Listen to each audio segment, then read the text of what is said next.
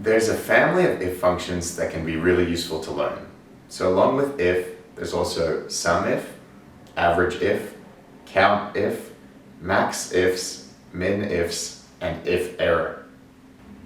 Most of these functions can be altered by adding an s to the end, which will allow you to enter multiple yes or no test conditions instead of just one.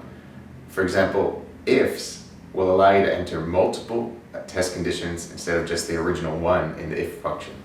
The ifs function, which is just the if function with an s at the end, will return the value of the first test condition that's met. So here we've got a value in A1 and a value in B1. And we're going to use these to decide whether we'll get option 1 or option 2 as the result. So we can use the function ifs, and it's going to return the value of the first test that's true. So if we say A1 equals 1, give us option 1. Whereas if B1 equals 1, give us option 2. So what that's going to do is check if this first condition is met, and it will give us option 1, D1.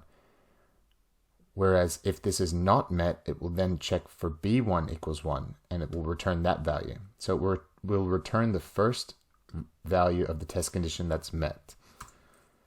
So here, because A1 equals 1, we get option 1. Whereas if this was 0, the first condition that's met is that B1 equals 1. So we see option 2.